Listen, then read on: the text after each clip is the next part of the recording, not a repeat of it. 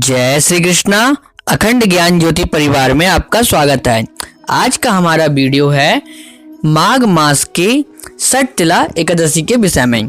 देखिए, माघ मास की एकादशी को ही सठ तिला एकादशी कहा जाता है और ये जो एकादशी होती है ये माघ मास के कृष्ण पक्ष की एकादशी को मनाई जाती है। एकादशी के व्रत तो वैसे भी बहुत महत्व होता है इसका।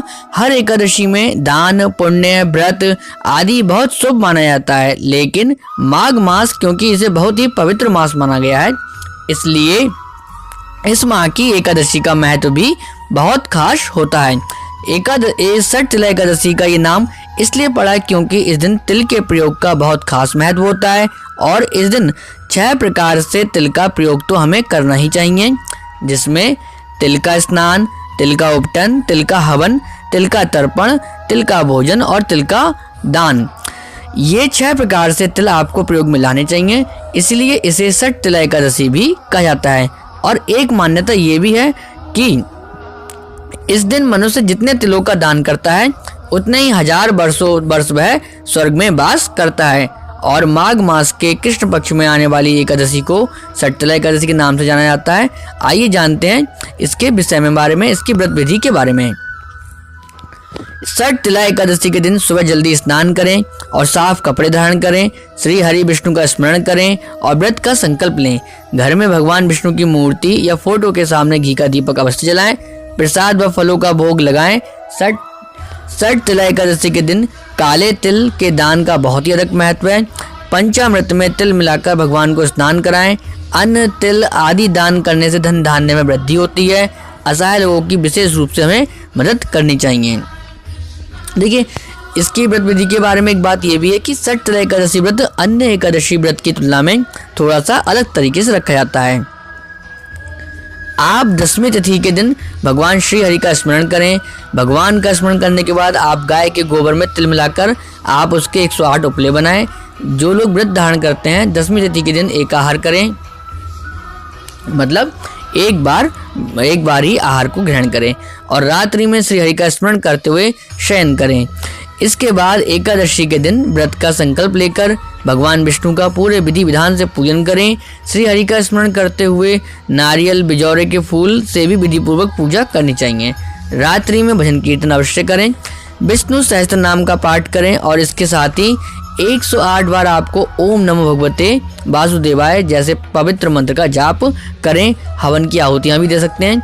हवन की आहुतियाँ आपको उन उपलों में देनी है जो आपने एक दिन पहले तिल बनाकर या तिल के द्वारा बनाए थे। आइए जानते हैं उस पवित्र कथा के विषय में। प्राचीन काल में मृत्यु लोक में एक ब्राह्मणी रहती थी। वह सदैव व्रत किया करती थी। एक समय वह 1 मास तक व्रत करती रही। इससे उसका शरीर बहुत ही ज़्यादा दुर्बल हो गया। हालांकि वह बहुत बुद्धिमान थी, फिर भी उसने कभी भी देवताओं या ब्राह्मणों के निमित्त कभी भी अन्न या धन का दान नहीं किया। इसलिए भगवान ने सोचा कि ब्राह्मणी ने व्रत आदि से अपना शरीर तो शुद्ध कर लिया, अब इसे विष्णु लोक तो मिल ही जाएगा, परंतु उसने कभी अन्न का दान नहीं किया, इससे इसकी तृप्ति होना बहुत ही कठिन है। भगवान ने आगे कहा, ऐसा सोचकर मैं भिखारी के वेश में मृत्यु लोक में उस ब्राह्मणी के पास जाऊंगा और उससे भिक्षा मांगूंगा। वह ब्राह्मणी बोली, महाराज किस लिए आए हैं आप? मैंने कहा मुझे भिक्षा चाहिए। इस पर उसने एक मिट्टी का ढेला मेरे भिक्षा पात्र में डाल दिया और मैं उसे लेकर स्वर्ग में लौट आया। कुछ समय बाद ब्राह्मणी थी वह भी शरीर का त्याग करके स्वर्ग में आ गई। उस ब्राह्मणी को मिट्टी का दान करने से स्वर्ग में बड़ा ही सुंदर महल मिला, परंतु उसने अपने घर को अन्न आदि से सब सामग्रियों से शून्य पाया। घबराकर वह भगवान के पास गई और कहने लगी, भगवान मैंने अनेक व्रत आदि से आपकी पूजा की, परंतु फिर भी मेरा घर अन्न आदि सब वस्तुओं से रिक्त है, इसका कारण क्या है? इस पर भगवान ने बताया कि पहले तुम अपने घर जाओ, देव स्त्रियां आएंगी तुम्हें देखने के लिए। पहले उनसे सठ तिला एकादशी का पुण्य और विधि सुन लो, तब द्वार खोलना। ऐसे वचन सुनकर वह अपने घर गई। जब देव स्त्रियां आईं और द्वार खोलने को कहा तो ब्राह्मणी बोली, आप मुझे देखने आई हैं तो सठ तिला एकादशी का कथा, उसकी जो महत्व है, महात्म्य है, वो मुझसे कहो। उनमें से एक देव स्त्री कहने लगी कि मैं बताऊंगी आपको। जब ब्राह्मणी ने सठ तिल एकादशी का महात्म्य सुना तब द्वार खोल दिया गया। देवांगनाओं ने उसको देखा कि ना तो वह गांधर्वी और ना ही असुरी, बल्कि वह तो मानुषी है, मनुष्य जैसी है। उस ब्राह्मणी ने उनके कथा अनुसार सठ तिल एकादशी का व्रत किया।